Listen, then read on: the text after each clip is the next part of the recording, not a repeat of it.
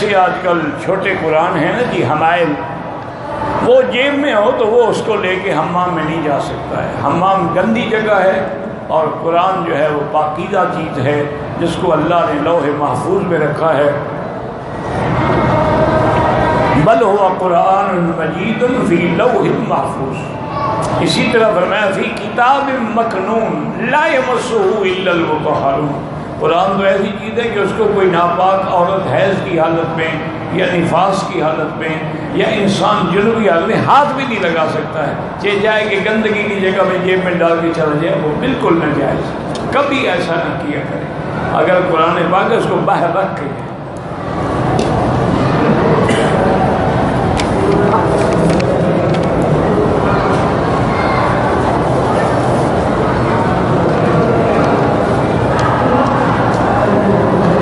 جی کہ میں پاکستان سے احرام باندھ کے مکے میں آیا، راستے میں میری طبیعت خراب ہو گئی، ہسپتال لے گئے، جس کی وجہ سے مجھے احرام جو ہے وہ کھولنا پڑ گیا.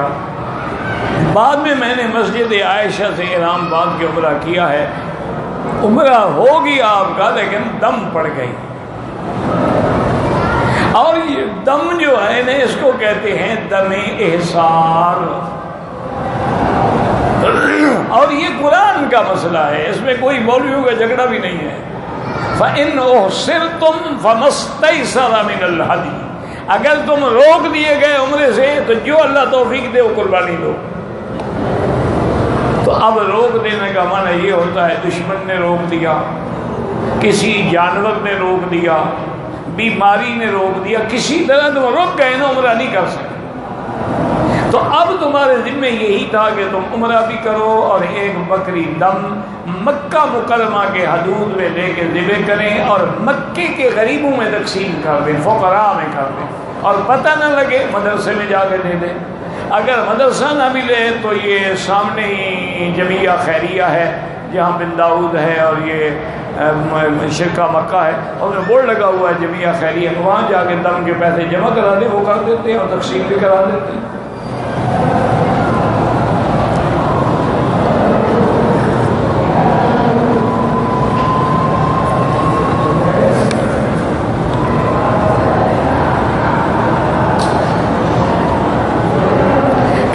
کہ نماز فرض کے ساتھ یاد رکھیں حضور نے فرمایا کہ 12 رکعتیں ایسی ہیں جو انتہائی اہم ہیں اور جن کے پڑھنے والے کے لیے اللہ جنت میں محل بناتے ہیں. وہ 12 رکعتیں حضور نے تفصیل بیان فرمائی ہے کہ 2 رکعتیں فجر کی نماز سے پہلے، 4 رکعتیں ظہر سے پہلے، 2 رکعتیں ظہر کے بعد، 2 رکعتیں مغرب کے بعد، 2 رکعتیں عشاء کے بعد. یہ سنن مؤکدہ ہیں جن کی تاکید ہے کہ ان کو ہر حال میں بندے نے ادا کرنا. اگر رہ جائے تو پھر اس کی قضا بھی کرنی. جیسے فجر کی 2 رکعت سنت نہیں پڑھ سکا، نماز کھڑی تھی آگے نماز مل گیا، تو اب یا تو نماز کے فوراً بعد قضا کر لے یا سورج نکلنے کے بعد قضا کر. اسی طرح ظہر کی پہلی 4 سنتیں بھی مؤکدہ ہیں، ان کی بھی قضا کرنی پڑے گی. البتہ جو سنتیں غیر مؤکدہ ہیں جیسے ابھی عشاء سے پہلے 4 رکعتیں یا عصر کی نماز سے پہلے 4 رکعتیں، یہ غیر مؤکد ہے. پڑھے تو بڑا ثواب ہے، نہ پڑھے تو کوئی اس کی قضا نہیں. اور اگر آدمی مسافر ہے، اور مسافر جو ہے وہ تقریباً 48 میل یعنی آج کل کے دور میں 78 کلومیٹر کا سفر ہے، اور وہ سفر کیسے شمار ہوگا؟ مثلا مکے سے ہم جاتے ہیں تو جہاں مکہ مکرمہ کی شہری آبادی اور بلدیہ کے حدود ختم ہوں گے وہاں سے سفر شروع ہوگا. یہ نہیں ہوگا کہ ہم یہاں مکے کے دروازے سے شروع کر دیں، وہاں سے جا کے سفر شروع ہوگا. اور اگر 78 کلومیٹر ہے تو آپ مسافر ہیں. اور رباعی نماز جو ہے یعنی 4 رکعت والی 2 پڑھیں گے، 2 تو فجر والی ہیں ہی 2، وہ تو آدھی ہو نہیں سکتی.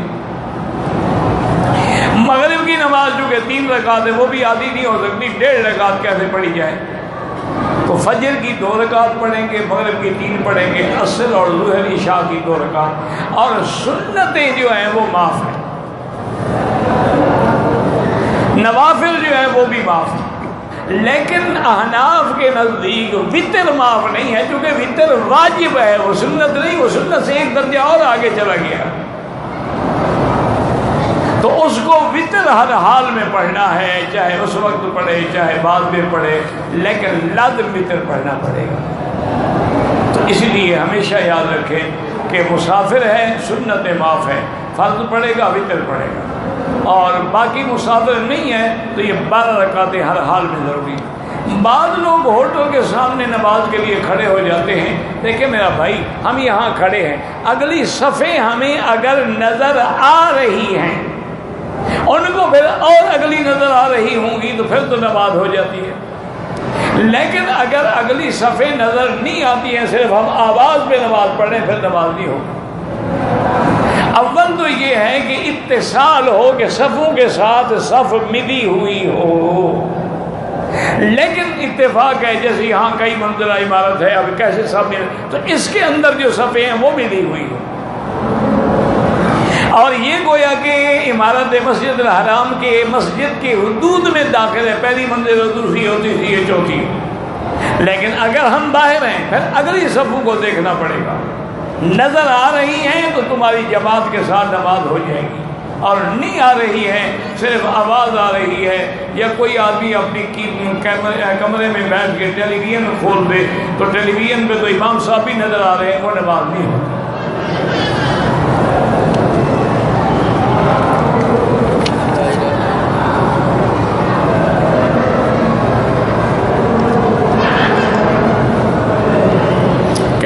کہ نماز جنازہ میں درود شریف کے ساتھ چند الفاظ کا اضافہ، درود شریف کے ساتھ تو کسی چیز کا اضافہ نہیں ہے،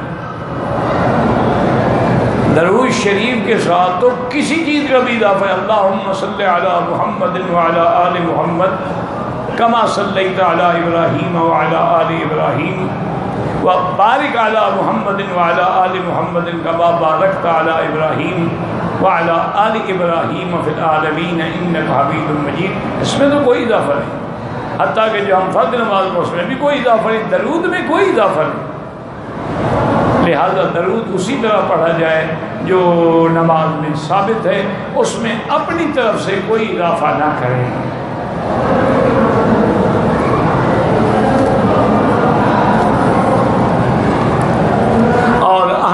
نزدیک تو پہلی تکبیر کے بعد ثنا ہے، یعنی سبحانک اللہم و بحمدک، اور دوسری تکبیر کے بعد درود ہے، اور تیسری تکبیر کے بعد دعا ہے، اور چوتھی تکبیر کے بعد سلام ہے۔ لیکن حنابلہ کے نزدیک، شوافی کے نزدیک پہلی تکبیر کے بعد سورۃ فاتحہ ہے، اور دوسری تکبیر میں درود شریف ہے، اور تیسری میں دعا ہے، چونکہ ان کے نزدیک فاتحہ کے بغیر نماز نہیں ہوتی، تو لہٰذا وہ کہتے ہیں جنازہ بھی چونکہ فاتحہ ہے نماز ہے، اس لیے اس میں وہ فاتحہ پڑھتے ہیں۔ امام حنیفہ فرماتے ہیں کہ جنازہ جو ہے یہ کیسی نماز ہے کہ جس میں نہ رکوع ہے نہ سجود ہے، یہ تو ہے ہی دعا، اس کا کیا تعلق ہے نماز سے؟ یہ تو نماز کی شکل ہے، حکم ہے کہ فرض کفایہ ہے، تو اس لیے ان کے نزدیک، اور ان کے پاس بھی موطا امام محمد میں ایک حدیث ہے حضرت ابی ہریرہ کی روایت سے کہ پہلی تکبیر کے بعد ثنا ہے، کیونکہ دعا کا طریقہ یہی ہوتا ہے کہ دعا میں پہلے اللہ کی ثنا کرو اور اس کے بعد درود پڑھو، پھر اللہ کے آگے درخواست رکھو، تو اس کے بعد جو ہے دعا ہے۔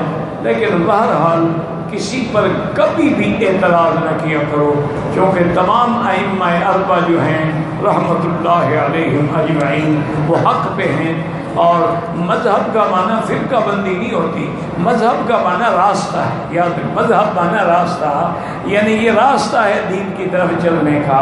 اب جیسے آپ حرم میں ہیں، اگر کوئی آدمی باب السلام سے داخل ہو وہ بھی کعبے میں داخل ہوگا، باب العمرہ سے داخل ہو وہ بھی کعبے میں داخل ہوگا، مقصد سب کا کعبہ ہے۔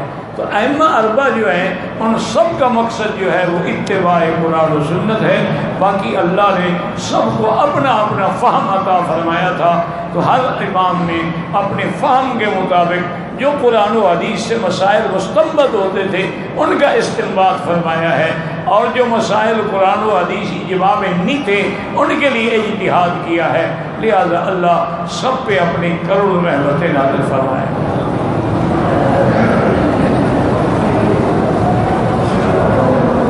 میں مدینے سے جدہ اترا، دوسری گاڑی میں بیٹھ کے مکے آ گیا، بالکل احرام باندھ کے آتے ہونا ضروری ہے، یہ کیا گاڑی بدلنے سے بڑا بدل گیا؟ ایسے تو سارے حاجی بھی ہوائی جہاز میں جدے آتے ہیں، پھر جدے سے بس میں بیٹھ کے مکے آتے ہیں، لہٰذا ان کے بھی تو عمرے بدل جائیں گے جی، وہ تو چونکہ ہوائی جہاز کے بجائے اب تو بس میں آ گئے، ہوائی جہاز اوپر اڑ رہا تھا، بس تو زمین پہ چل رہی ہے۔ یہ کیا ہے؟ جب بھی آپ نے مکہ مکرمہ آنا ہے تو عمرہ لازم ہے کہ میقات سے بغیر احرام کے آپ نہیں گزر سکتے۔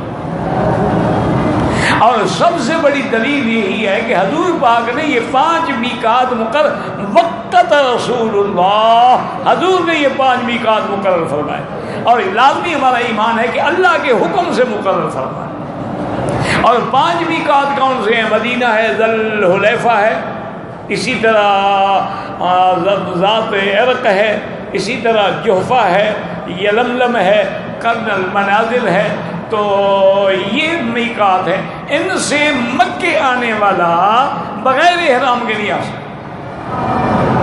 ٹھیک ہے کہ امام احمد بن حنبل رحمۃ اللہ علیہ اور امام شافعی فرماتے ہیں کہ اگر اس کی نیت عمرہ نہیں تھی، وہ کسی کو ملنے آ رہا تھا یا کاروبار کے لیے آ رہا تھا، اب احرام نہیں باندھا تو اس پہ دم نہیں پڑے گی، کیونکہ اس کی نیت ہی نہیں تھی۔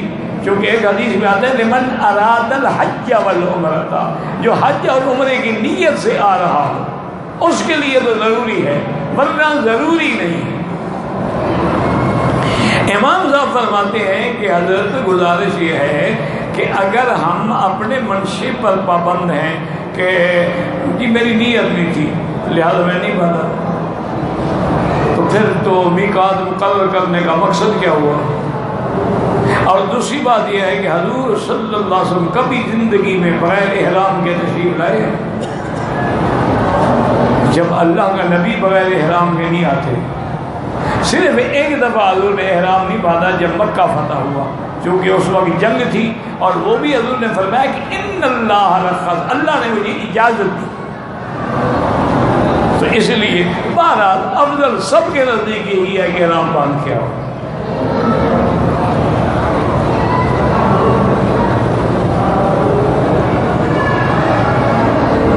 کہتے جی کہ لوگ کہتے ہیں، اچھا لوگ بھی شریعت ہیں، لوگ کہتے ہیں فلم دیکھا کرو، لوگ کہتے ہیں کہ ناچا کرو، لوگ کہتے ہیں کہ سمندر کے کنارے جا کے ننگی عورتیں دیکھا کرو، تو لوگ کہتے ہیں یہ بھی کوئی دنیا کا مسئلہ ہے کہ حضرت آدم کے پاس پیسے نہیں تھے، عقل مار کہاں سے دیں؟ تو اللہ نے فرمایا کہ اچھا میرے نبی پاک پہ درود بھیج دو۔ حضور تو پیدا نہیں ہوئے تو درود بھیجنے کا حکم کیسے ہو گیا؟ تو یار جھوٹ بولتے ہوئے کو شرم بھی تو کیا کرو، حضور کی بعثت کے بعد درود بھیجا جائے گا نا، جب حضور پیدا نہیں ہوئے درود کس پہ بھیجا جائے؟ ہاں اللہ کے علم میں تو یہ فیصلہ ہو چکا کہ حضور پیدا ہوں گے، لیکن یہ ساری بہانے ہیں، کبھی کہتے ہیں حضور کا نام دیکھا عرش کے کنارے پہ لکھا ہوا تھا، پھر حضور کا واسطہ دے کے دعا مانگی، یہ ساری باتیں ایسی ہیں جن کی نہ سند ہے، نہ اصل ہے، نہ دلیل۔ دیکھو نا قرآن کہتا ہے کہ آدم سے جب غلطی ہو گئی فَتَلَقَّى آدَمُ مِن رَبِّهِ بِكَلِمَاتٍ، اللہ نے خود سکھلایا کہ ان کلمات سے دعا مانگو، اور وہ کلمات کیا تھے؟ ربنا ظلمنا انفسنا، اس میں کوئی ہیلا وسیلہ نہیں تھا۔ جب قرآن موجود ہے تو پھر لوگ کہتے ہیں، لوگ تو نہیں بہت کچھ کہتے ہیں، یہ تو شیعہ کا عقیدہ ہے، وہ بھی کہتے ہیں راوی کہتا ہے، کون سا راوی؟ پتہ دریا چناب سے نکلا، دریا راوی سے نکلا ہے، کہاں سے نکلا؟ راوی کہتا ہے، کون سا راوی بھائی؟ اچھا آج کل جیسے ہمارے حلوائی حضرات کوئی کتاب لکھا حدیث شریف میں آتا ہے، وہ جناب حدیث ہے کہاں؟ یا لکھیں گے بزرگوں نے فرمایا ہے، وہ کون سے بزرگ؟ یہ کوئی دلیل ہے، کوئی کتاب ہے، کوئی مذہب ہے؟ جی حدیث میں آتا ہے۔ اللہ کے بندے، حدیث کی کتابوں کے طبقات ہیں اور حدیث کے درجات ہیں کہ حدیث صحیح بھی ہوتی ہے، حدیث حسن بھی ہوتی ہے، حدیث ضعیف بھی ہوتی ہے، حدیث غریب بھی ہوتی ہے، حدیث مرسل بھی ہوتی ہے، حدیث منقطع بھی ہوتی ہے، حدیث نعوذ باللہ گھڑی ہوئی موضوع بھی ہوتی ہے۔ تو کون سی حدیث میں آتا ہے؟ سوال ہی پیدا نہیں ہوتا۔ لیکن جو علماء حق ہیں وہ آگے لکھیں گے مسلم شریف میں ہے، بخاری شریف میں ہے، ترمذی شریف میں ہے، سیاہ ستہ میں ہے، موطا امام مالک میں ہے، موطا امام محمد، آگے حوالہ دیں گے باقاعدہ۔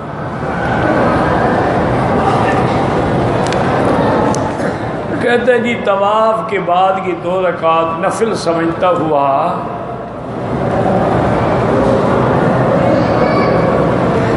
جو بھی ہے، طواف کی نیت تو تھی نا کہ 2 رکعت طواف کے پڑھ رہا ہوں، تم چاہے نفل کا کہتے رہے لیکن کہتے تو نفل طواف کے رہے نا، ورنہ وہ نفل نہیں ہے، واجب ہے۔ لیکن چونکہ تمہاری نیت میں طواف کی 2 رکعت تھی تو انشاءاللہ ادا ہو گئی۔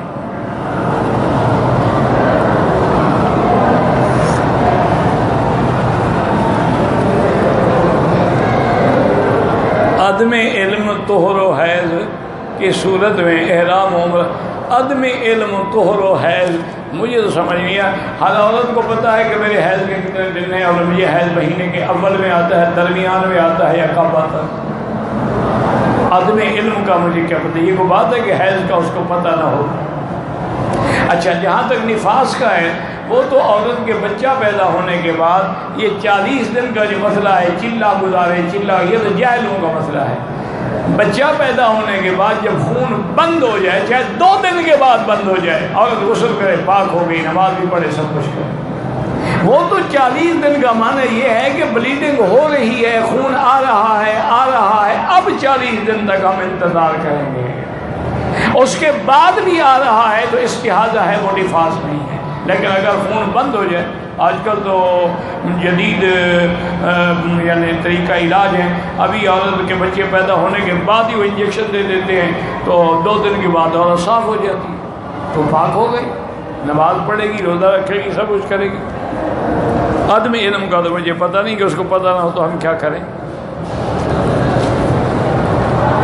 خانہ کعبہ کے حتیم میں اگر نفل پڑھیں، بالکل پڑھیں، وہ کعبے کے اندر کا حصہ ہے، صاف بات ہے کہ زیادہ ثواب ہے۔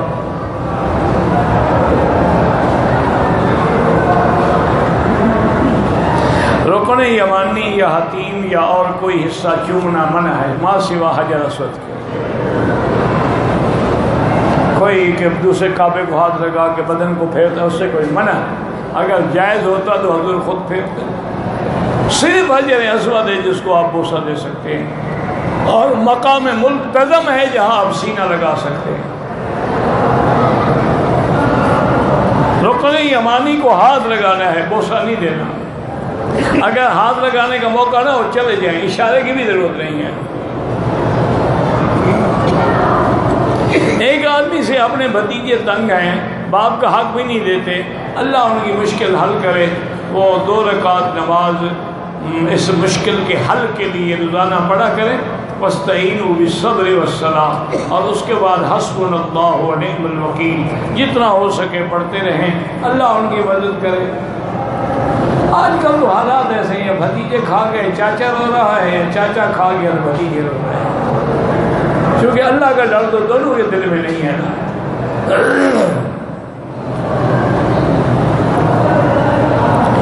بھائی حج افراد ساری دنیا میں کہیں سے بھی کوئی آئے کر سکتا، میقات پہ آ کے صرف حج کی نیت کرے وہ حج افراد ہے، اور حج اور عمرے کی ملا کے کرے وہ قران ہے، صرف عمرے کی کرے، عمرہ کھول کے پھر 8 کو حج کی کرے وہ تمتع ہے، ہر کوئی کر سکتا ہے۔ یہ تو نہیں کہ صرف مکے والا تو صرف افراد کر سکتا ہے، تمتع قران کر نہیں سکتا، مسئلہ سمجھو۔ باہر سے آنے والا تو جو چاہے افراد کرے، چاہے تمتع کرے، چاہے قران کرے۔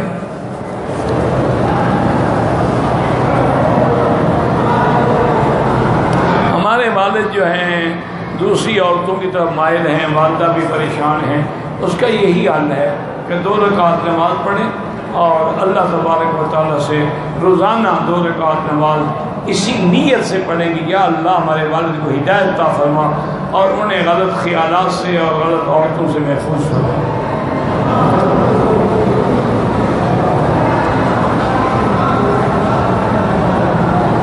کہتے ہیں جی کہ ہمارے ایک خان صاحب ہیں میلاد اور شیعوں کی مجلس کے لیے لنگر اور جانور دیتے ہیں، بالکل ناجائز ہے۔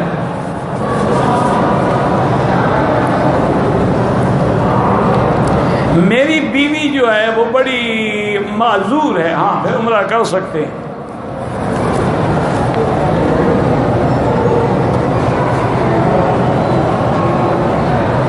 بہرحال یعنی میں نے عرض کیا تھا نا، ایک ہے ہاتھ باندھنا اوپر، حدیث میں ہے ہمارا ایمان ہے، لیکن سنت جو لفظ جب آئے نا، اسی لیے تمہارا لقب ہے اہل السنہ، کیونکہ سنہ کبھی سنت منسوخ نہیں ہوتی کبھی، اور سنت کبھی ضعیف نہیں ہوتی۔ حدیث تو ضعیف بھی ہو سکتی ہے اور حدیث سے جواز ثابت ہو سکتا ہے۔ تو حضرت علی کی روایت ہے کہ من السنت، سنت یہ ہے کہ آدمی ناف کے نیچے ہاتھ باندھے، جو اوپر باندھتے ہیں کوئی مسئلہ نہیں ہے، یہ کوئی لڑائی جھگڑے کے مسئلے نہیں ہیں، یہ مستحبات ہیں۔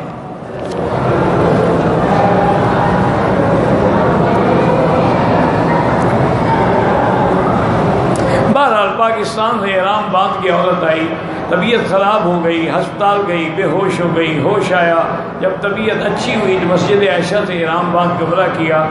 دم مدینے میں، دم مکے میں دیا جاتا ہے، مدینے میں نہیں دیا جاتا، مدینے والا تو خیرات ہو گئی، اب مکے میں دم ادا کرے۔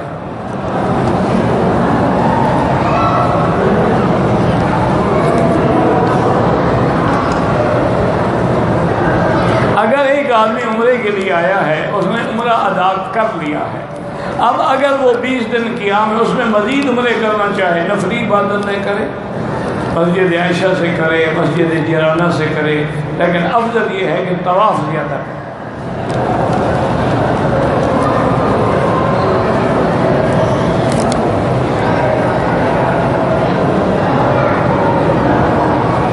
بہرحال میں نے 6 روزے رکھے ہیں شوال کے، پہلا روزہ میں نے رمضان سے شروع کیا، اللہ قبول فرمائے، جو گزر گئے، ورنہ اکیلا صرف رمضان کا روزہ نہیں رکھنا چاہیے، لیکن آپ نے تو آگے بھی رکھتے گئے نا آپ، اس لیے انشاءاللہ وہ ٹھیک ہو جائیں گے۔ اللہ تبارک و تعالی قبول و منظور فرمائیں۔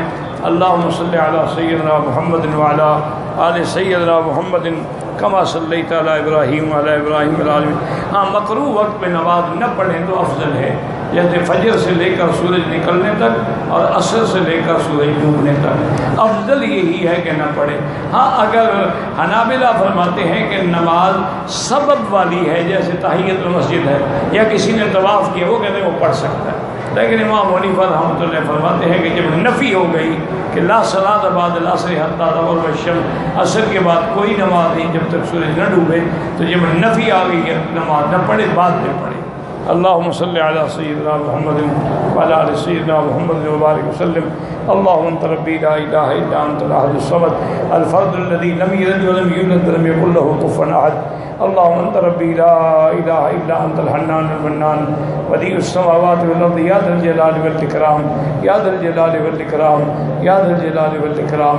اللهم اصلحنا واصلح بنا واصلح اولادنا واولاد المسلمين، اللهم اصلح شبابنا وشباب المسلمين، اللهم اصلح بناتنا وبنات المسلمين، اللهم اصلح ذرياتنا وذريات المسلمين، اللهم اصلح نياتنا ونيات المسلمين، اللهم اصلح لنا شأننا كلها فلا تكلنا إلى أنفسنا طرفة عين قط ولا أقل من ذلك۔ اللهم انصر الإسلام والمسلمين، اللهم انصر الإسلام والمسلمين واحم حوزة الدين، اللهم ذل الشرك والمشركين، اللهم انصر المجاهدين الذين يجاهدون في سبيلك لإعلاء كلمتك، اللهم أيدهم بنصرك يا قوي يا عزيز، اللهم اهلك أعداءك أعداء الدين، انزل عليهم بأسك الذي لا يرد عن القوم المجرمين، اللهم ارحم ضعفنا واجبر كسرنا واشفنا واشف مرضانا وارحم موتانا واستجب دعاءنا ولا تخيب رجاءنا برحمتك يا ارحم الراحمين۔ یا اللہ بیماروں کو شفا عطا فرما، یا اللہ ہماری ظاہری باطنی روحانی جسمانی بیماریاں دور فرما، یا اللہ بے حیاؤں کو حیا عطا فرما، یا اللہ بے دینوں کو دین عطا فرما، یا اللہ قرض داروں کے قرض عطا فرما، بے روزگاروں کو روزگار عطا فرما، بے اولادوں کو اولاد عطا فرما، جن کی بچی ہیں ان کو خیر کے رشتے نصیب فرما، یا اللہ ہمیں مانگنا بھی نہیں آتا بغیر مانگے عطا فرما، یا اللہ جو لوگ دین کا کام کر رہے ہیں، مسجد ہے، مدرسہ ہے، تحفیظ ہے، تبلیغ ہے، تدریس ہے، یا اللہ ان کی قدم قدم پہ نصرت فرما اور تمام دینی دوائر کی حفاظت فرما، یا اللہ مسلمان جس ملک میں ہیں ان کی جان مال آبرو عزت کی حفاظت فرما۔ ربنا آتنا فی الدنیا حسنۃ وفی الآخرۃ حسنۃ وقنا عذاب النار۔ اللهم انا نسألك من خیر ما سألك منه نبیك محمد صلی اللہ علیہ وسلم۔ اللهم انا نعوذ من شر ما استعاذك منه نبیك محمد صلی اللہ علیہ وسلم۔ انت المستعان وعليك البلاغ، انت المستعان وعليك البلاغ، انت المستعان وعليك البلاغ۔ لا حول ولا قوة الا بالله العلي العظيم، لا حول ولا قوة الا بالله العلي العظيم، لا حول ولا قوة الا بالله العلي العظيم۔